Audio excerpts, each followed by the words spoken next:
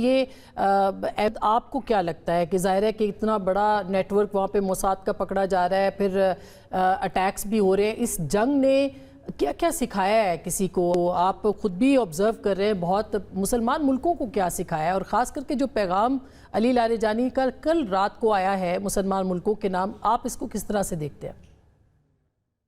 جی دیکھیں، علی لاریجانی کی جو آئی ایم ہوپنگ کہ ابھی تک کنفرمیشن نہیں آئی، دعا تو یہی ہے کہ اس خبر میں صداقت نہ ہو، ہوپنگ اگینسٹ ہوپ کہ اس طرح نہ ہوا ہو، لیکن اگر یہ ہوا ہے ایسے ہی اور وہ شہید ہو گئے ہیں تو پھر وہ جو ایک گروپ تھا جو جس میں ایک سپریم لیڈر تھے ایران کے، جو کہ سپریم اتھارٹی تھے، پھر اس کے ساتھ ساتھ جو قاسم سلیمانی سے آپ شروع کریں کہ جو ایک آپریشنل کمانڈر تھے، اور پھر اس کے بعد جو فائنل اس گروپ کے ممبر تھے وہ علی لاریجانی تھے. who was a thinker, who was a philosopher, who was a strategic visionary thinker، جو سارے کا سارا جو ایران کی فورن پالیسی سے لے کر ایران کی نیوکلیئر ڈیل جو ہے اس کو وہ ہینڈل کر رہے تھے. ایک انٹلیکچولی آپ خود جانتی ہیں، he was a very sound man. فلسفی انہوں نے جس طریقے سے ایمینوئل کانٹ کے اوپر کتابیں لکھی اور وہ سارا کچھ everybody knows، اور یہ بہت بڑا لاس ہوگا نہ صرف ایران کے لیے بلکہ خطے کے لیے اگر وہ شہید ہوتے ہیں. لیکن یہاں پہ میں تھوڑی سی کرٹیسائز کرنا چاہوں گا ایران کی گورنمنٹ کو کہ یہ کس طرح کی پالیسی ہے کہ ابھی بھی ان کی تمام لیڈرشپ جو ہے اپنے گھروں میں موجود ہے.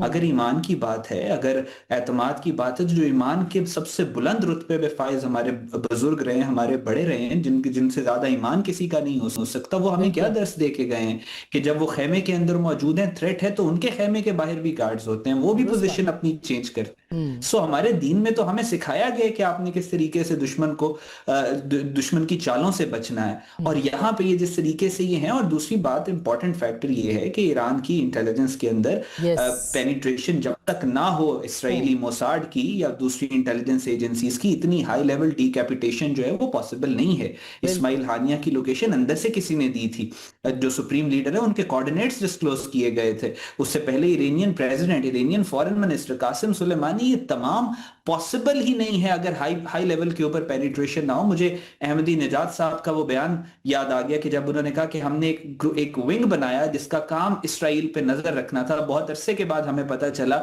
کہ اس انٹیلیجنس یونٹ کا جو ہیڈ تھا وہ اسرائیل کا ایجنٹ تھا.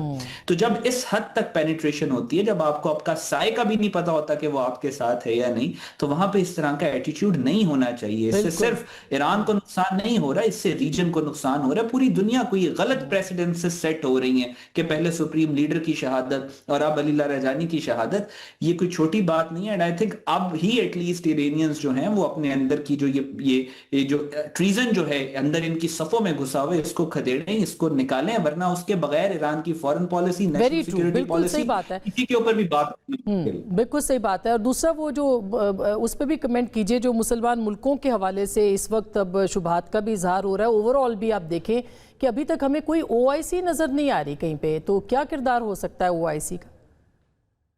دیکھیں، او آئی سی کا ابھی تک تو کوئی کردار ہے نہیں. پچھلے 70 سالوں میں او آئی سی کا آپ کو کہیں پہ کوئی خاص کردار نظر نہیں آئے گا. اس کی وجہ اس وقت یہ ہے کہ اس وقت پوری دنیا میں ری شیپنگ ہو رہی ہے.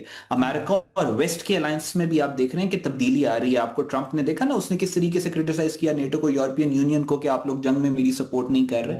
اسی طرح پوری دنیا کے اندر جب ورلڈ آرڈر چینج ہو رہا ہے، پرانے سسٹمز چینج ہو رہے ہیں، اسٹیٹس کو چینج ہو رہا ہے، تو یہاں پہ او آئی سی یا اس طرح کے جو پرانے یو این او کو بھی آپ نے دیکھا کہ وہ بھی آپ کو کہیں پہ نظر نہیں آ رہا. لیکن آپ کو ایک لارجر کنسنسس مسلم ورلڈ کے اندر ہوتا ہوا نظر آ رہا ہے کہ مسلمانوں نے اگر بچنا ہے، اگر وہ چاہتے ہیں کہ وہ بچ جائے اس طوفان سے جو ویسٹ کی طرف سے ان کی طرف آ رہا ہے، اسپیشلی اسرائیل جو طوفان مسلم دنیا پہ امپوز کرنا چاہ رہا ہے، تو اس کا حل صرف اور صرف ایک چیز پہ ہے کہ مسلمان آپس میں اکٹھے ہوں، اور وہ او آئی سی کی طرح اکٹھے نہ ہوں، وہ ایک یورپین یونین کے طرز کے اوپر ایک مسلمانوں کا الائنس بنے جو آپس میں اکٹھے. لانگ ٹرم پروسیس ہے، لیکن اب اس کی بنیاد پڑ چکی ہے، اور باقی جو پرانے آپ کو الائنسز وغیرہ نظر آ رہے تھے وہ ریڈنڈنٹ ہو چکے ہیں. ایگزیکٹلی. ابھی ڈاکٹر صاحب اب آپ کی تو بڑی نظر ہے اس کے اوپر بھی، جیسے احمد کہہ رہے ہیں کہ یورپی یونین نے انکار کر دیا، برطانیہ نے کر دیا، نیٹو نے کر دیا، یہ سارے ملک اب جو ہے وہ کینیڈا، آسٹریلیا، یہ سب ملک امریکہ سے الگ ہو کے کھڑے ہیں، جاپان تک نے کر دیا.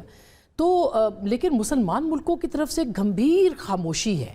یہ خاموشی جو ہے یہ کسی طوفان کا پیش خیمہ ہے، یا کچھ خبریں ایسی بھی ہیں کہ بھئی ٹھیک ہے ایران کے ساتھ ہو رہا ہے تو ٹھیک ہے، لیکن کل کو جو اسرائیل گریٹر اسرائیل کا منصوبہ ہے اس میں تو سارے مسلمان ملک آئیں گے، تو کیوں خاموشی ہے یہ؟ بہت اہم سوال کیا آپ نے. دیکھیں ایک ہارورڈ یونیورسٹی کے بڑے مشہور پروفیسر ہیں گراہم ایلیسن، ان کی ایک بڑی مارکت العرا کتاب ہے ڈیسٹنڈ فار وار، جس میں انہوں نے پچھلے 2500 سال میں جتنی دفعہ عالمی نظام میں تبدیلی آئی ہے اس کے کازز کا انالیسس کیا ہے. اور اس کی باٹم لائن یہ ہے کہ جب بھی ایک سپر پاور جو ایک نظام کو مرتب کرتی ہے، جب وہ فیل کرتی ہے کہ اس نظام کو چیلنج کیا جا رہا ہے، تو وہ پھر بہت ڈراسٹک روتھلیس طریقے سے پاور کو استعمال کرتی ہے. پھر وہ اخلاقیات، موریلٹی، اصول، قانون کو بالائے طاق رکھ کے روتھلیس طریقے سے پاور کو استعمال کرتی ہے. یہ اس کی ایک انسیکیورٹی کا بھی شاخسانہ ہوتا ہے. لیکن اس سے پھر دنیا میں ایک ابتری آتی ہے، پھر گریجولی آپ نظام کے تبدیلی کی طرف جاتے ہیں. تو کہنے کا مقصد یہ ہے کہ ٹرمپ صاحب نے امریکہ کو دنیا میں تنہا کر دیا ہے. وہ امریکہ میں خود بھی تنہا ہو چکے ہیں. اس جنگ سے پہلے آپ جانتے ہیں نہ انہوں نے کانگریس سے رجوع کیا، نہ انہوں نے نیٹو سے رجوع کیا، نہ انہوں نے اقوام متحدہ کی سیکورٹی کونسل سے رجوع کیا. تو نہ انہوں نے پاپولیرٹی اور سپورٹ لی، نہ انہوں نے لیجیٹیمائز کیا، نہ انہوں نے اسٹریٹجک الائنس کو یوز کیا. بلکہ اس سے پہلے جس طرح انہوں نے دباؤ ڈالا نیٹو پہ کہ بھئی آپ اپنا حساب کتاب خود کریں، یوکرین کو خود سنبھالیں، اس کی وجہ سے نیٹو کا بھی جو اعتماد ہے وہ امریکہ پہ بہت کم ہوا ہے. کم ہے بالکل. لیکن میں کہنا ہی چاہتا ہوں کہ پچھلے 24 گھنٹوں میں جب انہوں نے نیٹو کو پکارا مدد کے لیے گلف آف ہرمز میں، تو ٹکا سا جواب دے دیا برطانیہ نے، جرمنی نے، آسٹریلیا نے، سب نے. تو میں کہنا یہ چاہتا ہوں تھوڑا سا حقیقت کے انداز میں اگر دیکھنے کی کوشش کی جائے، یورپی طاقتیں امریکہ کو جواب دے سکتی ہیں. کیا عرب ممالک بھی امریکہ کو جواب دے سکتے ہیں؟ اب سیناریو ہمارے پاس کوئکلی میں کہوں گا مختصراً 3 ہیں. ایک یہ ہے کہ جناب امریکہ جو ہے ریئلائز کرے گا کہ جناب میری جو پالیسی ہے اس کو نہ یورپ کی سپورٹ ہے، نہ عرب ممالک کی سپورٹ ہے، جو کہ اس جنگ میں ویسے بھی ملوث نہیں ہونا چاہ رہے تھے. تو مجھے اب جس طرح کہ وال اسٹریٹ جرنل کی سٹوری ہے کہ میرے جو مشیر کہہ رہے ہیں وہ ٹرمپ صاحب کو کہہ رہے ہیں کہ جناب آپ وکٹری ڈکلیئر کریں اور نکلیں یہاں سے. ٹھیک ہے نا، بہت ڈیمیج کر لیا اب آپ نے، اب آپ مزید نہ پھنسیں اس گڑھے میں. تو ایک سیناریو یہ ہے جو کہ آپٹیمسٹک سیناریو ہے. زیادہ تشویشناک سیناریو یہ ہے کہ صدر ٹرمپ جو ہیں، جب ان کو یہ اندازہ ہو رہا ہے کہ مجھے ایک سپورٹ بھی نہیں کیا جا رہا اور میرے جو وار کے آبجیکٹیوز ہیں، رجیم چینج کے ہوں، نیوکلیر پروگرام کے ہوں، یا متحرک جماعتوں کی پشت پناہی کی ہوں، وہ اچیو نہیں ہو رہے، تو احتمال یہ ہے کہ کہیں وہ زیادہ روتھلیس تو نہیں ہو جائیں گے اور وہ زیادہ ڈسٹرکٹیو کام تو نہیں کر سکتے، جو کہ جس کا احتمال کو میں خارج از امکان نہیں کہتا.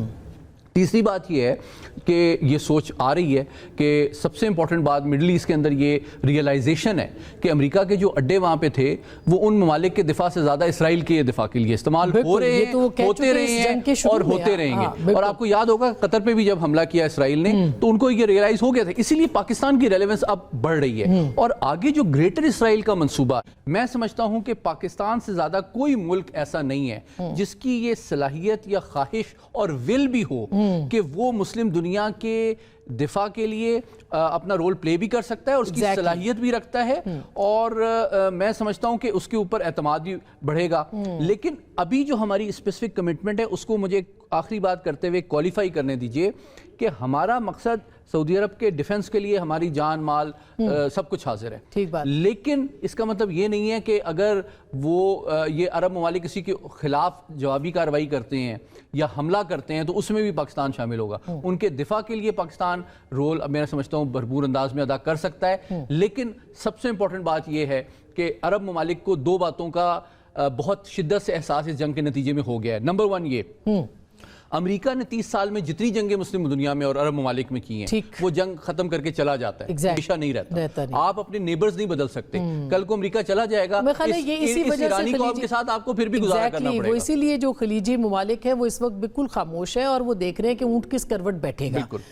ڈاکٹر صاحب اب چونکہ معیشت اور اب ٹرمپ صاحب کو آپ دیکھ رہے ہیں، وہ کہہ رہے ہیں جی ہم نے بحریہ ختم کر دی، ہم نے ایران کی فضائیہ ختم کر دی، آبنائے ہرمز تو کھل گیا. آج ان کے سیکرٹری کامرس کا جو ہے وہ اسٹیٹمنٹ ہے، تو وہ تو کھلا ہے ایران کی شرائط کے اوپر. کیا کتنا نقصان اس وقت امریکہ کو ہو چکا ہے، کتنا دنیا کی معیشتوں کو ہو چکا ہے، اور آگے آپ کو کیا نظر آ رہا ہے؟ جی آسما، آج تک کے جو نمبر فائنانشل ٹائمز نے کوٹ کیے ہیں जो हमारे गल्फ कंट्रीज पेट्रोल बरामद करने वाले हैं, 16 अरब डॉलर की उनकी रेवेन्यू लॉस हुआ है। यानी अगर पिछले 17 दिन को आप देखें तो रोज़ाना तकरीबन $1 बिलियन उनका रेवेन्यू लॉस है सिर्फ पेट्रोलियम का। अगर हम कांग्रेस के चंद दिन पहले जो प्रेजेंट किए गए यूएस कांग्रेस में इस वार में जो अमेरिका की स्पेंडिंग थी आज से 4 रोज़ पहले, तो कुछ $16 बिलियन तक की स्पेंडिंग जो है वो 4 रोज़ पहले अमेरिका उस पर कर चुका था। लेकिन ये नंबर जो है ये बहुत सतही नंबर हैं। जब रिफाइनरीज बंद होती हैं, जब LNG गैस जिसको कि आप फ्रीज करते हैं एक पॉइंट चिलर पे आप उसको गैस से लिक्विड की शक्ल में लेके आते हैं, जब वो प्लांट बंद होते हैं तो उनको रीस्टार्ट करना जो होता है वो बजाते खुद एक तवील प्रोसेस होता है। तो ये नहीं कि सुबह अगर सारा कुछ ख़त्म हो जाएगा तो कल ही ये रिफाइनरी सारी चलना शुरू हो जाएगी, ऐसा नहीं होगा।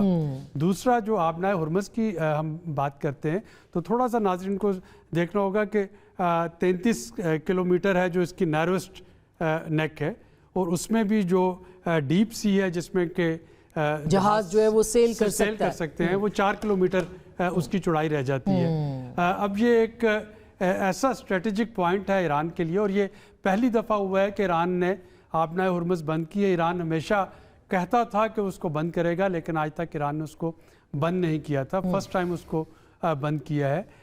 जो शहादतों का जिक्र अभी आपने अपने इब्तदाइये में किया, आज ही की फाइनेंशियल टाइम्स की बड़ा इंटरेस्टिंग उसमें आर्टिकल है कि who is winning the war in middle east, कौन जीत रहा है। और उसमें जो उसकी कंक्लूजन है वो ये है कि सारे टैक्टिक हथियार और हर चीज़ पे अमेरिका को बरतरी है, लेकिन एक चीज़ जिस पे ईरान को बरतरी है वो उनकी एंड्योरेंस ऑफ पेन है कि वो कितनी ज़्यादा पेन बर्दाश्त कर सकते हैं, कितना सस्टेन कर सकते हैं इस जंग को, सस्टेन कर सकते हैं इस जंग को। और उसका जो है कंक्लूजन वो ये निकालता है कि एक ऐसी कौम जो कि मरने से नहीं डर रही, जो कि अपनी पेन बर्दाश्त करने से नहीं डर रही, तो उस पर जो फतह को डिक्लेयर करना कि जी हमने वहाँ पे इंफ्रास्ट्रक्चर तबाह कर दिया या एयरफोर्स को तबाह कर दिया, तो अमेरिका जो है वो फतह वहाँ पे क्लेम नहीं कर सकता।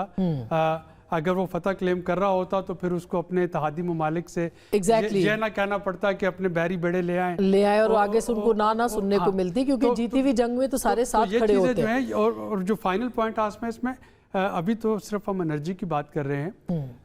वर्ल्ड फूड प्रोग्राम ने आज एक वार्निंग अलर्ट दिया है कि अगर ये जंग जून तक ये सिलसिला जारी रहता है तो तकरीबन 50 करोड़ अफराद जो हैं वो शदीद ग़िज़ाई किल्लत का शिकार हो जाएंगे ईरान में भी, और आपकी जो कतर और बहरीन और कुवैत और UAE की जो फूड सप्लाईज हैं जो कि अगेन इसी स्ट्रेट ऑफ हुर्मुज़ से गुजरती हैं, वहाँ पे फ्रेश जो फ्रूट और वेजिटेबल्स और वो दस्तयाब नहीं गोश्त है वो दस्तयाब नहीं होगा, मेडिसिन दस्तयाब नहीं होंगी। तो ये एक अब ये पाकिस्तान के लिए क्या है ये भी जानना है, क्योंकि एक ऑलरेडी इन्फ्लेशन इतनी ज़्यादा हो रही है, दिन ब दिन हम देख रहे हैं कि नंबर्स बढ़ रहे हैं, और इसका पाकिस्तान पे असर क्या होगा मुआशी एतबार से, उस पर भी हम बात करेंगे, और रीजनल उसके ऊपर भी नेतन्याहू के बारे में भी खबरें आ रही हैं कि वो भी अब मतलब मुतज़ाद इत्तलात हैं, गो के रोज़ AI की बुनियाद के ऊपर कुछ कहा जा रहा है कि वीडियोज़ आ रही है, लेकिन क्या वो भी ज़िंदा है कि नहीं, ये एक अलग बहस जो है वो चल रही है। हम वापस आएंगे और इस पर भी बात करेंगे, लेकिन साथ ही साथ कितनी तवील ये जंग हो सकती है और क्या क्या नुकसानात हो सकते हैं ब्रेक के बाद।